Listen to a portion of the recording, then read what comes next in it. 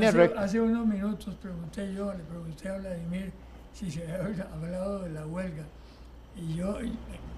En programas anteriores. Sí, y yo empecé a decir algo, pero mi querido amigo Fernando...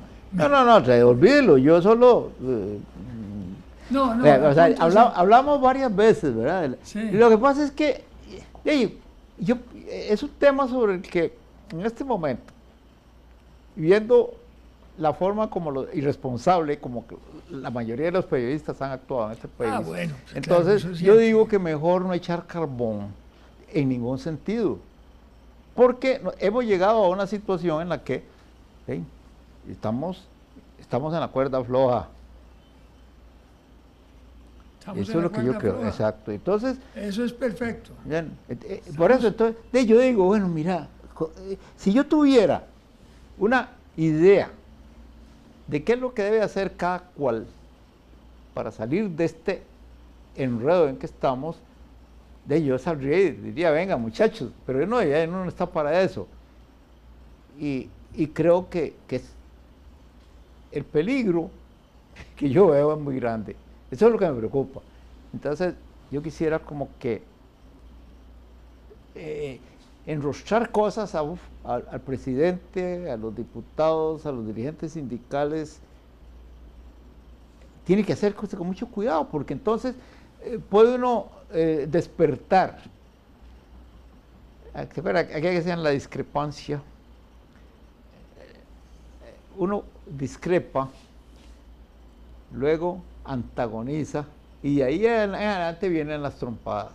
Sí, las cosas no se detienen a tiempo. Ese es el problema que veo, y por eso...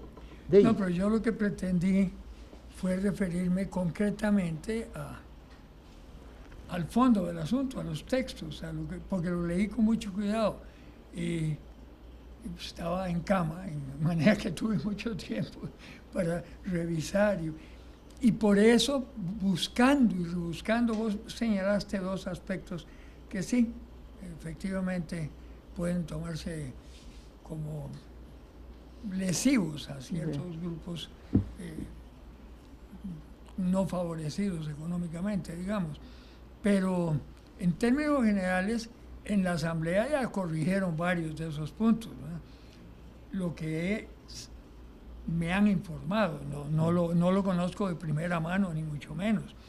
Entonces lo que pretendía era, voy a tratar de explicarlo más simplemente, que no se justificaba una huelga de casi un mes por un asunto de estos.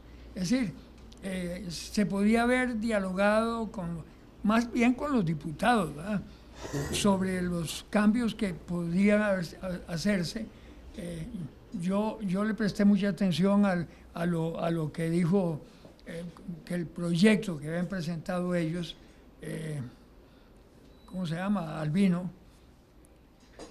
y el proyecto que presentaron ellos no dice nada, el proyecto de Albino, ¿verdad? Sí, son 2 o 3 temas, ¿verdad?, muy elementales, ¿verdad?,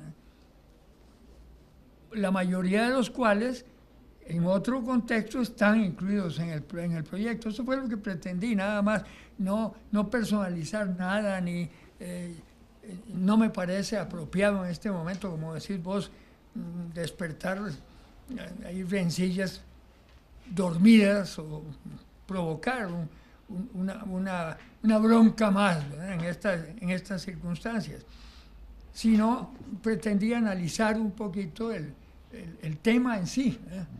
Pero no, hay un detallito que vos lo tocas y como que se desliza ahí una omisión. Ajá. Porque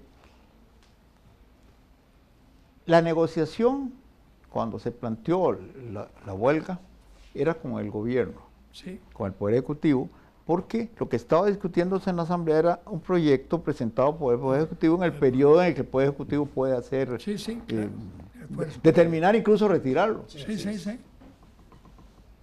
Yo no estoy seguro de cuál fue la estrategia del gobierno, pero me pongo en los zapatos de la dirigencia sindical. anduvieron en el gobierno muy lentos o no anduvieron muy lentos. Y si anduvieron muy lentos fue a propósito para crear una situación en la que ya no hubiera interlocutor. Esa pregunta hay que hacérsela. Yo no digo, el problema es que si uno no se la hace, entonces puede lanzarse, porque ahora resulta que efectivamente los sindicalistas se encontraron con una situación inédita para ellos, porque ahora tienen que dialogar No fui a cumplir. con la Asamblea Legislativa. Sí, exactamente. Y la Asamblea Legislativa es un desfile de gatos. No hay... De Son gatos 57. de gatos Sí, moriscos. pero Ahí sí son 57 gatos. Pero sí, entonces sí, sí, sí. Que es como arriarlos por la avenida central a todos. uno tiene que entender que quedaron descuadernados estratégicamente los sindicalistas. No hay nada. Es así. Y lo fregaron. El gobierno puede haber obtenido una victoria de esa manera. A lo mejor el gobierno lo cree. Pero yo no sé a largo plazo qué va a ocurrir. Me parece que, yo no sé.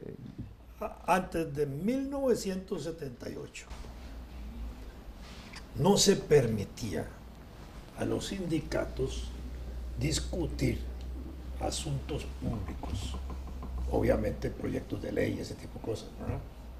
Pero en el gobierno de Carazo se formó un sindicato que se llamó Sindicato de la Empresa Privada, Sí, sí. que lo dirigía Armando Guardia Villalaz, que era un alto dirigente del movimiento Costa Rica Libre. Sí, sí, ¿Ah? claro, claro.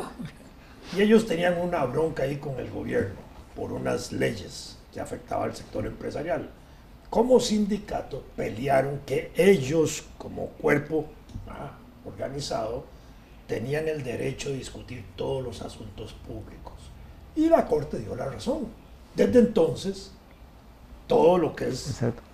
ese campo está abierto a la discusión pública, por supuesto que sí. Y después la Corte, en otras sentencias, posteriormente dijo que no se podían poner restricciones a la libertad de pensamiento y opinión y que ese tipo de cosas funcionan 24 horas, 7 días a la semana, 365 días al año, ¿verdad? Y que no hay cuento, todo se puede discutir. Entonces, ¿un proyecto de ley se puede discutir? Sí, claro. Pero ¿dónde es el escenario de la discusión? Ese es el problema. Si está en el momento en que está en el proceso de hacerse un proyecto de ley, si es en el área del Poder Ejecutivo, ahí se puede estar presionando. Exacto. Si es un proyecto de ley que se va a presentar entre el periodo de tiempo que el Poder Ejecutivo tiene para presentar proyectos de ley a la Asamblea Legislativa, hay que presionar al Poder Ejecutivo. Perdón. Pero si ese proyecto de ley se ha presentado a la Asamblea Legislativa, ya el ámbito no es del Poder Ejecutivo. Así es. Sí. Si está todavía en las sesiones extraordinarias del Poder Ejecutivo lo puede retirar, pero si ya no está en las sesiones extraordinarias, la presión tiene que hacerse en la Asamblea Legislativa. En esta lucha se desorientaron las cosas. Sí, Hubo sí. presión cuando había que hacerla en la Asamblea Legislativa, se hacía en la Casa Presidencial. Y eso era Sí, sí. como arar en el desierto, para ponerlo literalmente, porque eso era Exactamente. perder el tiempo. Yo Y tengo los la... sindicalistas saben eso, no es un problema de que no lo sepan. Ellos saben dónde presionar, entonces parecía que había un interés más bien perverso de presionar al Poder Ejecutivo por desgastarlo, por lo que fuera. Eso no tiene importancia ahorita, pero estaba mal orientada esa lucha ahí. La otra parte, las huelgas tienen que tener objetivos posibles, porque no se trata de llevar el movimiento a situaciones de imposibilidad de lograr nada, porque entonces no logran nada. Sí. Vamos a ver, una huelga de hambre con un propósito determinado, si tiene un objetivo imposible, el huelguista de hambre se muere. Pero Sí, no sí, se claro. trata de que el huelguista de hambre se muera. Se trata de que alrededor del estómago del huelguista de hambre se mueva toda una población alrededor presionando para lograr algo que se puede hacer con esa Claro, huelga de claro, hambre. claro. ¿Verdad? Cuento una anécdota personal. En 1969 estaba el partido Bloque de Obreros Campesinos e Intelectuales en proceso de inscripción, que es un partido de izquierda, del Partido Comunista, tratando de inscribirse. Entonces planeamos una huelga de hambre. Luis Orlando Corrales y yo íbamos a ir a la huelga de hambre, dirigentes estudiantiles y comunistas en ese momento, y estábamos asesorados médicamente por el doctor Gilberto Bonilla, que era un cardiólogo, porque a la huelga de hambre hay que ir también preparado, no se puede ir así a la pura bulla para poder durar, si no pasa lo del gordo aquel amigo tuyo, Bélgica. Eso es terrible. Bueno, entonces íbamos preparados, en eso aparece Manuel Mora y nos dice, muchachos, hay que parar la huelga de hambre, si no se van a morir. No se trata de eso, el bloque lo van a ilegalizar. Pero ya, dice Manuel, hemos arreglado, porque estaban las negociaciones de café con la Unión Soviética y todo eso, para que, ilegalizado el bloque, nos permitan inscribir el Partido Acción Socialista, que efectivamente lo inscribieron. Entonces nosotros echamos marcha atrás en la huelga. Se fueron a comer un sándwich. Pudimos saborear un buen sándwich. Bueno, eso para poner esos reales de ejemplo. Eso. Entonces, en todas las huelgas, generalmente las discusiones van por objetivos muy generales y muy específicos. Y hay, en la medida de los propios dirigentes y en la medida de la contraparte patronal o gobiernos, van sabiendo que pueden ceder y que pueden no ceder. Y al final pactan en el punto medio de lo que ambos grupos terminan en acuerdo y todo el mundo sale ganando, digámoslo así, ¿verdad? Por eso es que se producen las huelgas. Pero hay una cosa que es importante. En esta huelga, cuando el propósito es echar abajo una ley, un proyecto, obligar al gobierno a que lo retire y el gobierno no lo va a retirar, eso es una huelga imposible. ¿Qué había que hacer? Que no hicieron los sindicalistas. Ofrecer proyectos alternos al proyecto principal para sustituirlo, si hubiera sido el caso, o proyectos complementarios que paralelamente se pudieran discutir para incorporar o para neutralizar, porque los sindicatos no es que no hayan dicho nada, 39 puntos tienen de cuestionamiento al proyecto, pero ninguno de esos está traducido en una propuesta concreta de proyecto de ley. Entonces es un discurso nada más. Y como discurso eso no resuelve nada, porque es un discurso diciendo no pagan aquí los ricos, no pagan por acá hay evasores, por aquí, por allá, los bancos, las cooperativas, etcétera. Pero hey, no se trata solo de denunciar eso, se trata ahora sí de que con este proyecto, si se meten estos otros, luchemos para que aprobado este también se aprueben estos otros. Sin embargo, compense. Hay una experiencia relativamente reciente, porque yo la recuerdo, pero digamos,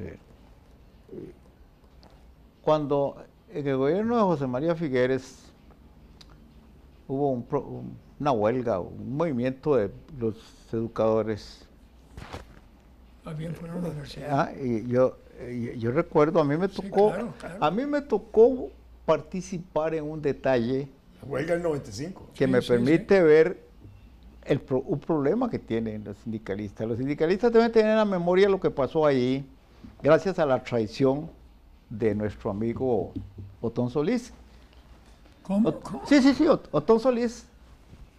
No sabía eso. Estaba anuente y fluyendo para que se discutiera el asunto en la asamblea, que ya era donde tenía que discutirse. Entonces, había un grupo que se llamaba, le decían, y ellos mismos se denominaban así, los diputados maiceros de Liberación Nacional. Sí, claro. Un grupo pequeño. Y eran personas muy abiertas y campechanas.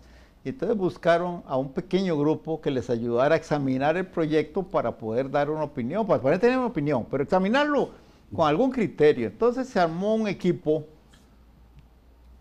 Ahora recuerdo 4 personas, pero puede haber que una quinta. Yo estaba entre ellos. Y entonces ahí nos metieron en ese enredo. Y entonces empezamos a trabajar, a estudiarlo. Es decir, eso que nos sentamos y mira, vos ves esto y vos ves lo otro. Y ellos esperando que nuestra opinión. No para seguir la pie juntilla ni nada por el estilo, pero creo que confiaban un poco en el criterio de ese grupo. Y resulta que de pronto, no sé si a medianoche o una madrugada, lo botan porque Figueres había sacado el látigo y el primero que fue a latiguear a sus compañeros fue Otón Solís, en el que confiábamos que iba a ser el ducto por el cual iba a ir cualquier propuesta que los maiceros quisieran poner. Eso fue una traición en la Asamblea Legislativa. Y claro, van a olvidarlo. Yo no creo que todos sean tan jóvenes como para que lo hayan olvidado. Cuando se toman en cuenta esos detalles, uno dice, tampoco es que podrían ser muy optimistas con respecto a lo que... Si ellos ellos creen, con buenas razones, que de los partidos o del Poder Ejecutivo sale el látigo y lo impone. Y un poco uno ve la forma atropellada en que están votando eso en la Asamblea. Atropellada, digo, porque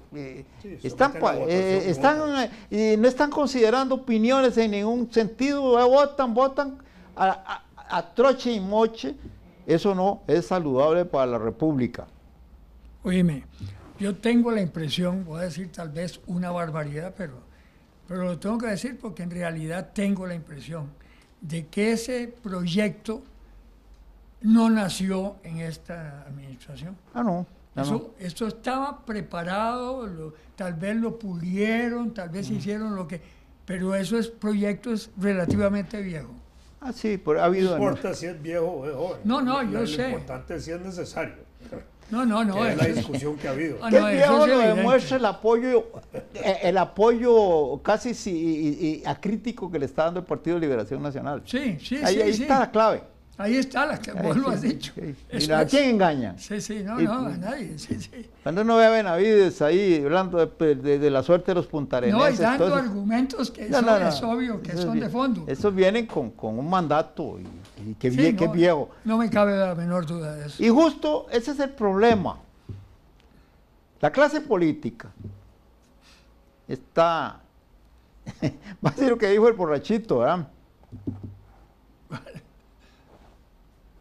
Digo, yo me voy a ganar el premio Nobel de Medicina porque descubrí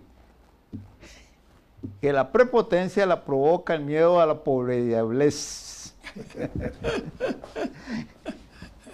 La Asamblea Legislativa, ahí está llena de gente que le tiene miedo a la pobrediablez y creen que ahora van a hacer historia y pueden estar haciendo una historia en la que queden ellos como los que destruyeron a esta república. Esas advertencias hay que hacerlas porque si quieren... Pues claro. Deberían sentarse a pensar como individuos que tienen responsabilidades y no sintiendo el látigo encima. Yo veo las operativas deben estar latigueando a los de Liberación Nacional como si fueran una recua. Y es que es una asamblea muy nueva, entonces es una manada de animalitos tratando de meterse en algo. Yo lo considero, pobrecito. Ese es otro problema, ¿verdad? Yo no quisiera estar en el pellejo de ninguno de ellos. El chicharrón encima. Porque imagínense lo que es que la dirigencia que dice, bueno, usted está ahí porque lo pusimos nosotros. ¿Se acuerda? Sí. Así juega. Terrible. Ahora que dijiste vos del borrachito, ahí me acordé de un chiste que se sale del contexto, pero nada más es muy corto. Están en una iglesia y un borrachito encuentra una billetera repleta de dinero. Y entonces le pregunta el sacerdote, ¿y usted qué diría de eso? Yo le daría gracias a Dios. Encontrada en una iglesia, gracias a Dios, claro. Me estaba acordando de la historia del accidente aéreo, ¿verdad? Va el avión en vuelo y ya entra en una turbulencia y avisan que hay que marcharse de cinturones, pero hay un señor, el pobre no puede aguantar y tiene que ir al baño. Tengo que ir, entonces el cargo dice, sí, vaya, pero con mucho cuidado y se agarra de aquí y allá y ahí se va el señor al baño. Y sigue la turbulencia y de pronto el avión se despatarra en una ladera y la parte donde estaba el baño pues queda intacta. Pero el señor se queda avisando y dice, la luz se fue es por la turbulencia, seguro, ahí sigue. Pero ahí al rato dice abrir la puerta y está trabada, todo se escuadró. Claro. Y ahí no hay qué hacer y de pronto tocan en la puerta y dicen, ¿quién es?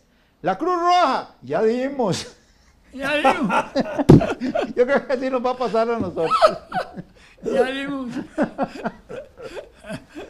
Bueno.